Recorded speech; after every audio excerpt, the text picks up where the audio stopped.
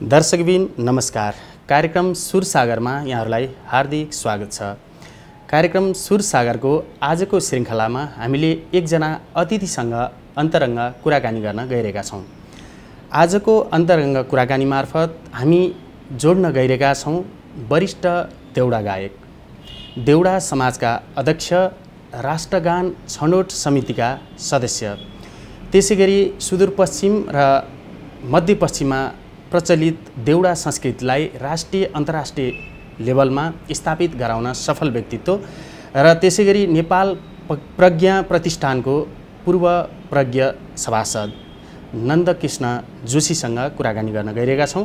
कार्यक्रममा उहाँलाई स्वागत गर्न चाहन्छु। स्वागत छ दाइ कार्यक्रम सुरसागरमा यहाँलाई। डाँडामियो खलाहाला चिरिपा दाउरा बालपागो खैरा मुसली छ कि गलीबन्दीमा रातो धागो खैरा मुसली छ कि गलीबन्दीमा रातो धागो यहाँ सबै निकै छौँ बेलो चिरिपा दाउरा बालपागो त्यहाँ गात कुशली छ कि गलीबन्दीमा रातो धागो त्यहाँ गात कुशली छ कि गलीबन्दीमा रातो धागो।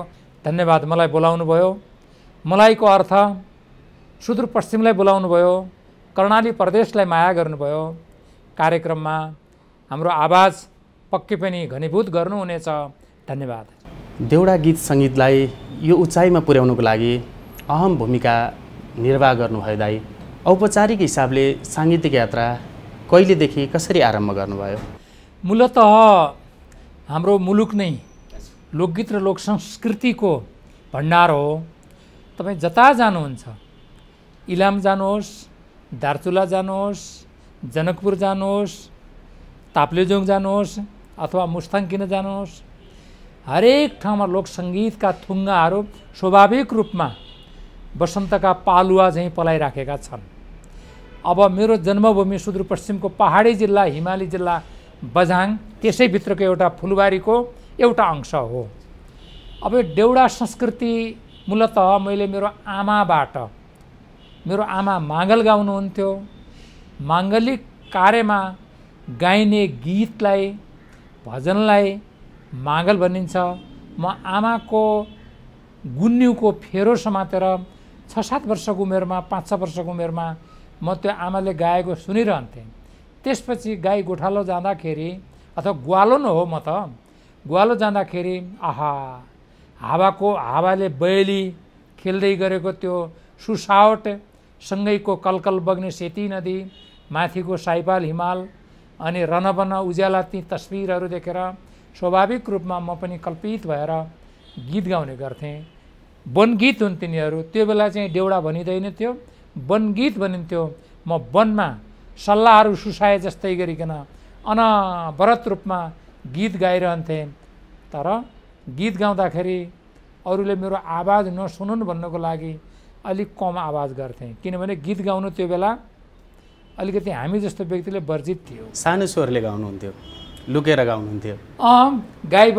गाईको अथवा बल्ल, गोरुलाई बल्ल भन्छौँ हामी, त्यो घन्टी बज्दाखेरि त्यो आफै घन्ट उनीहरू घाँटीमा लगाएको घन्ट बजाउँदै, गाई बस्तुलाई कन्याउँदै, गाई बस्तुले चर्दाखेरिको रमाइलो मान्दै म गीत गाउँथेँ। अहिले यति बेला आफ्नो जन्मभूमिलाई सम्झिनु पर्दा कसरी सम्झिनुहुन्छ? नेपाल जस्तो सुन्दर, नेपाली जस्ता असल मनका व्यक्ति संसारमा कहीँ पाउनुहुन्न। यो संस्कृतिको भण्डार हो नेपाल। यहाँका मानिसहरू यति दयालु छन्, यति परोपकारी छन्। त्यसैले त भनिन्छ नि, नेपाल कोटी कोटी देवताहरूको वासस्थान हो। त्यसै मध्येको सुदूरपश्चिम, तपाईँ खप्तर जानुहोस् अथवा रारा जानुहोस्, तपाईँ रामारोशन जानुहोस् अथवा बझाङको सुरमा अथवा मालिका किन नजानुहोस्, नयाँ नयाँ शैली पाउनुहुन्छ। त्यो शैलीभित्रको सेती र महाकालीको त्यो छाँगारा छहरा, ती झरनाहरू, ती देउडाका भाकाहरू, माङ्गलका भाकाहरू, होइन, अथवा भनौँ न वर्षभरि प्रत्येक महिनामा गाइने गीतहरू सुनेपछि सबै मान्छेहरू मनैबाट आह्लादित हुन्छन्, धेरै खुसी हुन्छन्। मैले पनि देउडा गायनको सन्दर्भलाई जोड्दाखेरि सङ्कलन गर्नु पर्यो नि। मैले पनि धेरै सङ्कलन गरेँ। सेती महाकालीका 9वटा जिल्लाका हरेक भूभागहरूमा जहाँ वर्षेनी मेला लाग्ने गर्दछ ती ठाउँहरूमा म पुगेको छु। धेरै अनुभूति छ। धेरै दुःख गर्नुभयो, धेरै सङ्घर्ष पनि गर्नुभयो, त्यति सहज थिएन। भौगोलिक विकटता, हरेक किसिमका कठिन परिस्थितिका बावजुद पनि अगाडि बढिरहनु भयो। यो देउडा गीत सङ्गीत सङ्कलनको लागि खोजीको क्रममा कहाँ कसरी कहाँसम्म पुग्नुभयो? अब बझाङका त त्यो बेला 47वटा गाउँ विकास समिति थिए। हरेक गाउँमा म पुगेको छु। यस्तै गरिकन डडेलधुराका 22वटा गाउँ विकास समिति थिए त्यो बेला, एउटा नगरपालिका। हरेक ठाउँमा गएको छु। डोटीका 67, अछामका 75, होइन। यसै गरिकन बैतडी, माथिको दार्चुला, यता आएर चाहिँ बाजुरा, अनि सँगसँगैको कर्णाली अञ्चलका हुम्ला, जुम्ला, मुगु, कालीकोटे, हरेक ठाउँमा, अझ दैलेख, जाजरकोट, सुर्खेत, दैलेखको हरेक भनौँ न यी गाउँ कुना कन्दरामा एक हातमा टेप रिकर्डर बोकेर अनि मान्छे पनि सँगै लिएर झोला बोक्दै त्यो नयाँ भाका आयो खण्डमा चाहिँ रेकर्ड गर्दै हरेक ठाउँमा गएँ। धेरै अनुभूतिहरू छन्। यो रमाइलो कार्यक्रममा ती सबै अनुभूतिहरू बताउन सम्भव छैन। तर यति हो कि बडा महाराजाधिराज पृथ्वीनारायण शाहले भनेका छन् नि, मेरा साना दुःखले आर्जाको मुलुक होइन, सबैलाई चेतना भया। बडा महाराज त्यस्तै यो देउडा गीत त्यसै यहाँ आएको होइन। धेरै भोटाहरू फाटेका छन्, धेरै जुत्ताहरू फाटेका छन्। कतै मैले भनौँ न नपाउनु पर्ने सम्मान पाएको छु, अत्यन्तै ठुलो सम्मान। कतै मैले अत्यन्तै पीडा, त्यो पीडा सम्झनु भयो भने तपाईँ कल्पना पनि गर्नुहुन्न। त्यसैले सबै मिश्रित छ। यो सङ्कलनको क्रममा धेरै कुराहरू मिश्रित छ। यो देउडा गीत आफैमा सुनुम लाग्ने लय, तर कता शब्द बुझिँदैन। हामीले पनि सुन्दा अनौठो लाग्छ। एउटा मालालाई घुमाएर लामो पारेर गाँसे जस्तो, घुमाएर जोड्न लागे जस्तो। समग्रमा यो देउडा गीत सङ्गीत कस्तो परिस्थितिमा कसरी गाइन्छ? देउडा गीत सङ्गीत के हो? देउडा जब हामी लेख्छौँ त्यो साहित्य बन्छ लेखेको खण्डमा। जब गीत गाउँछु, म एक्लै गाउँछु, एक्लै गाएको भनिन्छ। यसमा ठाडी भाका पनि हुन्छ, कानमा हात राखेर विरही भावमा गाइने। र समूहमा जब हामी खेल्छौँ, तपाईँले भन्यो लामो माला जस्तै हो, घेरोको माला वरिपरि, त्यो देउडा खेल हो। अब के हो त देउडा गीत भन्दाखेरि यसको व्याकरण पनि आफ्नै छ, यसको शैली पनि आफ्नै छ, यसको नियम पनि आफ्नै छ। त्यो नियम शैली व्याकरण मिचेर हामी एक कदम पनि देउडा गीतमा खेल्न सक्दैनौँ अथवा नाच्न सक्दैनौँ। त्यसको नियम हुन्छ। नियम एकदमै, मैले भने व्याकरण जस्तो शुद्धाशुद्धि, व्याकरणले कति अर्थ लाउँछ भन्नु न। हो, एउटा देउडा गीत बन्नको लागि गीतका दुईटा चरण हुनुपर्दछ। आदरणीय दर्शकहरू, दुईटा चरण, एउटा चरणमा पनि 14वटा अक्षर, अर्को चरणमा पनि 14वटा अक्षर हुनुपर्छ।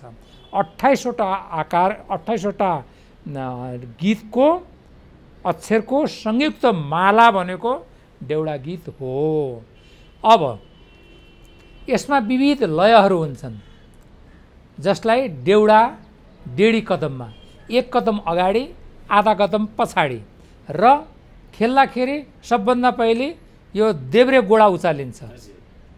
तपाईँहरू नाच्ने भन्नुहुन्छ, हामी खेलै भन्दा छौँ। पहिले 1.5 कदम उचाल्दाखेरि देब्रे कदम अथवा बाउँ गोडा भनौँ न, त्यसपछि दाहिने। एक गीत पुरै, अर्को गीत आधा। जस्तो टुडी खेलमा यहाँले देख्नुभएको होला, सुदूरपश्चिमका विशिष्ट व्यक्तित्वहरू शेरबहादुर देउबा, लोकेन्द्र बहादुर चन्द, भीम रावल, होइन, लेखराज भट्ट लगायतका धेरै मानिसहरूलाई हामीले खेलायौँ।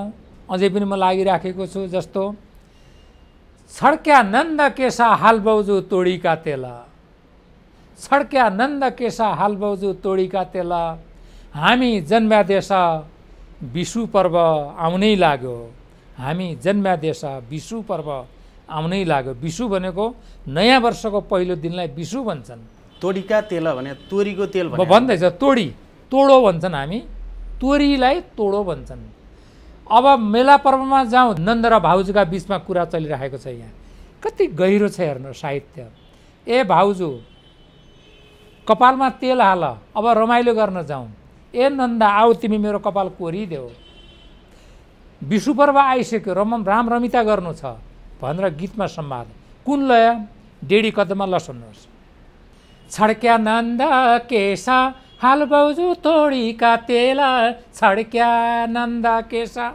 पहिले छड्क्या नन्द केसा हाल बाउजू तोडीका तेला आयो पछि आधा छड्क्या नन्द केसा हेर्नुहोस् त छड्क्या नन्द केसा हाल बाउजू तोडीका तेला छड्क्या नन्द केसा हामी जन्म्या देश विषु पर्व आइसक्यो हामी जन्म्या देश विषु पर्व आइसक्यो हामी जन्मेको ठाउँ भनेको नि देश त नेपाल हो तर हामी जन्मेको ठाउँ भनेको हो अब यही गीतलाई हामीले एक्लैले गाउनु पर्यो अथवा दोकलले गाउनु पर्यो भने धेरै लयहरू हुन्छन् हर्या मेला पेलो घाम र्याटी र्याटी सुकिली गजारी फर्क छोर्याटी हर्या मेला पेलो घाम र्याटी र्याटी सुकिली गजारी फर्क छोर्याटी त फुल्दै र तँ भनेको हजुर भनेको हो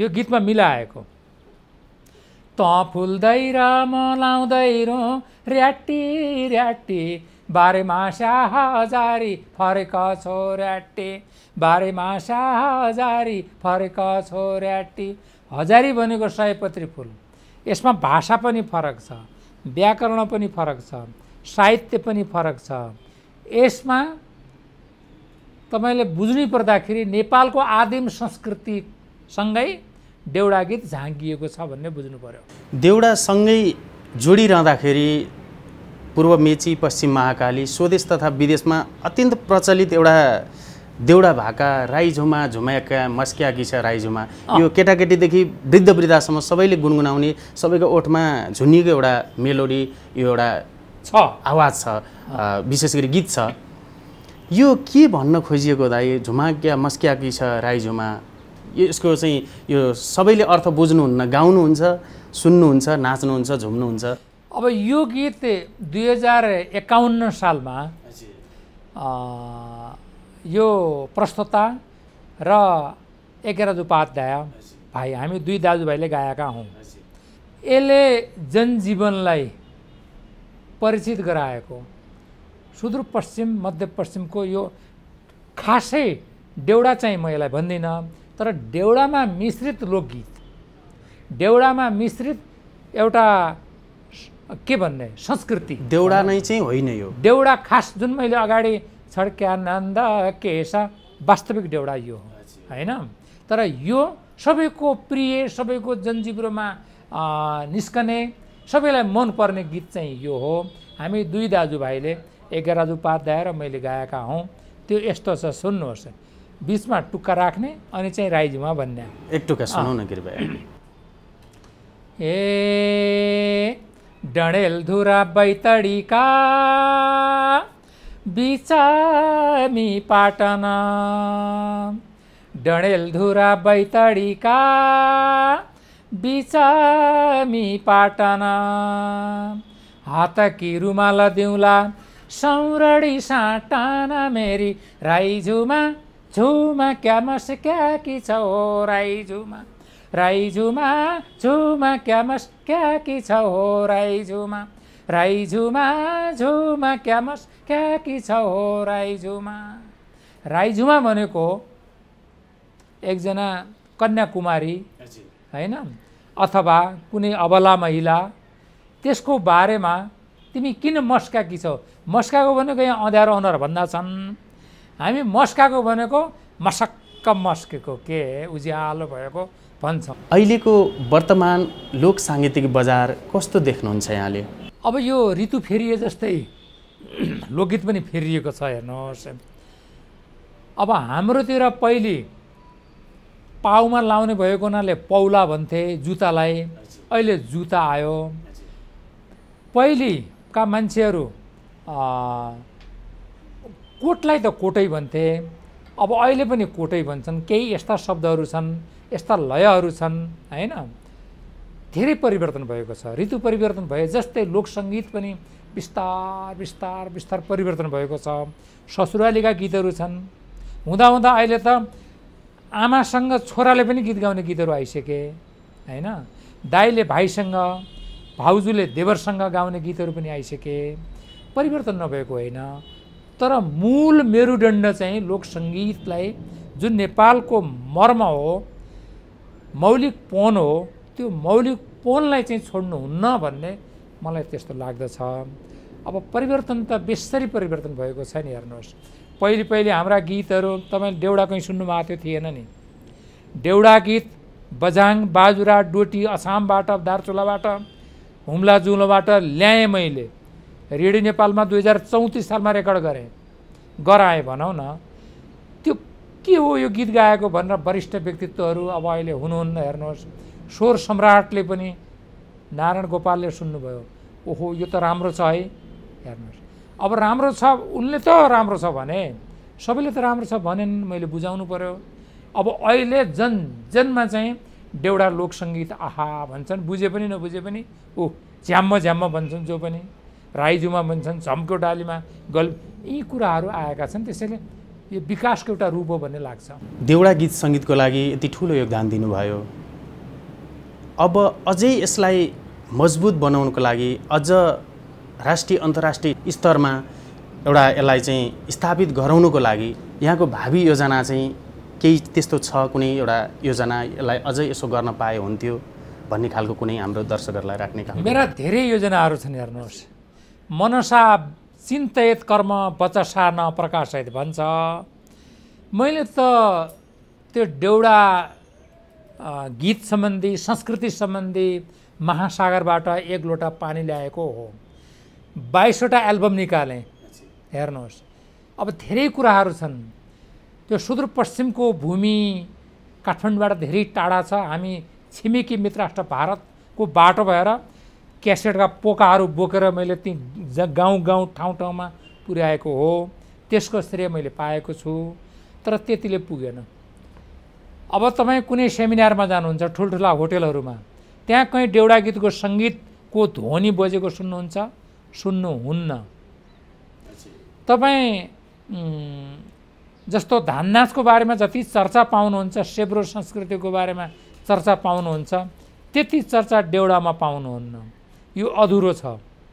त्यस्तै यसमा शोकमय गीतहरू पनि छन्, उज्याला गीतहरू पनि छन्, मान्छे जन्मिँदाखेरिका गीतहरू, धान काट्दाका गीतहरू, वैशाख महिनाका गीतहरू, अषाढ साउन महिनाका गीत, जुन रोप्ने गीतहरू छन्, धान रोप्ने, त्यसलाई चाहिँ अझ घनीभूत रूपमा समाजका अगाडि ल्याउन पाएको खण्डमा राम्रो हुन्थ्यो भन्ने सोचाइ छ।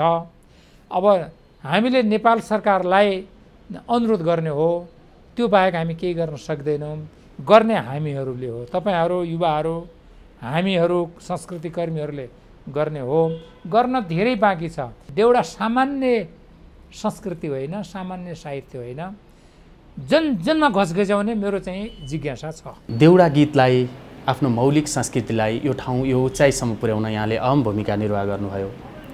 यहाँको पाइलो पछ्याउँदै अत्यन्त राम्रा सम्भावना बोकेका नवप्रतिभाहरू, कलाकारहरू जन्मिरहनु भएको छ।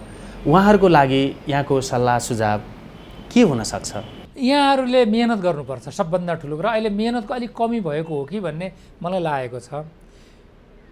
अब हामीले नुहाउने निकाल्दाखेरि अथवा घिउ निकाल्दाखेरि पहिले गाई दुहुनु पर्यो, दही बनाउनु पर्यो, अनि त्यसलाई चाहिँ मोल्नु पर्यो ठेकीमा बेसरी, अनि नुहाउने निस्कन्छ।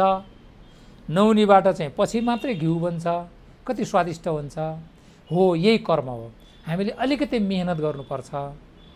पहिलेको जस्तो मैले जस्तै गाउँ ठाउँमा हिँडेर दुःख पाएर त्यो छैन। अहिले जताततै यातायातका साधनहरू छन्, तपाईँहरूले गरेका कर्महरू लोकप्रिय टेलिभिजनले हुबहु रूपमा उतारिदिन्छ। धेरै सजिलो छ नि अहिले। त्यो बेला फोन थिएन, अहिले हातमा मोबाइल छन्, धेरै सुविधा छ। त्यसैले मेहनत गर्नुपर्छ नयाँ भाइ बहिनीहरूले। तर मेहनत गर्दाखेरि मौलिकपनलाई हराउनुहुन्न, नम्बर 1। नम्बर 2, मैले गाएका धेरै गीतहरू मैले हातमा गन्दाखेरि 17-18वटा गीतहरू त गाइसकेँ। म केही भन्दिनँ, गुनासो गर्दिनँ। तर मैले गाएका गीतभन्दा अरू गीत पनि छन् सङ्कलन गर्न लायक, धेरै मिठा। तिनीहरू गीत ल्याऊ, नयाँ नयाँ शैलीमा आफू जाऊ। देउडा संस्कृति मात्रै नभएर भुवो संस्कृति, मागल संस्कृति, भारत संस्कृति, हुड्क्यौली संस्कृतिलाई देउडा जस्तै गरिकन हामी माथि ल्याउँ। यही मेरो निवेदन छ। आफैमा सुमधुर आवाज, कर्णप्रिय आवाजको धनी हुनुहुन्छ। सुनौँ सुनौँ लाग्ने यहाँका आफ्ना सिर्जनाहरू पनि छन्। अहिले यतिखेर एउटा मिठो देउडा भाका यहाँकै आवाजमा सुनौँ न। मलाई मान्छेहरूलाई उचाल्नको लागि झ्याम्म झ्याम्म गीत गाउँ जस्तो लाग्छ। यो 62-63 को मुखरित गीत हो आन्दोलनको। तर 2034 सालमा मैले रेडियो नेपालमा गाएको देउडाको भाका त्यो सुनाऊँ। त्यो गीत सुनाउँदाखेरि मैले पछि स्वर सम्राटलाई सुनाएँ, जनकवि केसरी धर्मराज थापालाई सुनाएँ, पाण्डव सुन्नलाई सुनाएँ र दामोदर अधिकारी दाई जस्ता व्यक्तिलाई सुनाएँ। साह्रै मिठो भन्नुभएको थियो मदन परियार, गणेश परियार दाईहरूलाई। वारीको खेती बगाई लैग्यो, वारीको खेती बगाई लैग्यो, पारीका खोलाले बाजा ओ बाजा, झुम्रेउली बाजा, पारीका खोलाले बाजा ओ बाजा, झुम्रेउली बाजा, राधिका को दर्शन होइजाऊ, राधिका को दर्शन होइजाऊ, कृष्ण का चोलाले बाजा ओ बाजा, झुम्रेउली बाजा, कृष्ण का चोलाले बाजा ओ बाजा, झुम्रेउली बाजा। माझ गाउँ दो पटकानी, माझ गाउँ दो पटकानी, देवीको थापना बाजा ओ बाजा, झुम्रेउली बाजा। नदिन बाडुली लाग्दी, नदिन बाडुली लाग्दी, नराती सपना बाजा ओ बाजा, झुम्रेउली बाजा, नराती सपना बाजा ओ बाजा, झुम्रेउली बाजा। बुझ्नु भएन? यो नबुझ्नु नै देउडा गीतको विशेषता हो। शब्द अत्यन्तै मौलिक छन्, यसको विषयवस्तु अत्यन्त मौलिक छ। त्यसैले यो गीत अहिले पनि हाम्रो खेलको लयहरूमा ओ बाजा झुम्रेउली बाजा भनेर गाइ नै राखेका छौँ। कार्यक्रममा आइदिनु भयो, आफ्ना अनुभूतिहरू राखिदिनु भयो, मिठो आवाजमा देउडा भाकाहरू सुनाइदिनु भयो। यहाँको आगामी यात्रा, आगामी लक्ष्य पूर्ण होस्, यहाँको लागि शुभकामना। मलाई बोलाउनु भयो। तल बग्न्या करनाली माथि बग्ने रेवा, तल बग्न्या करनाली माथि बग्ने रेवा, सिउडी समाई भलाभली, बाउली समाई सेवा, सिउडी समाई भलाभली, बाउली समाई सेवा। तपाईँलाई धेरै धेरै धन्यवाद छ। कार्यक्रम ओजस्वितामा छ, अझै राम्रो गर्नुहोला। मेरो शुभकामना। नयाँ वर्ष आउँदैछ, हार्दिक शुभकामना। नमस्ते।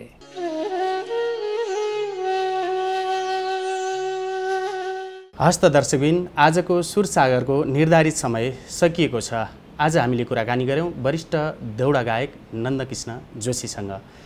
अर्को हप्ता हामी यसै गरी साङ्गीतिक कुराकानी मार्फत एकजना अतिथिसँग जोडिने नै छौँ।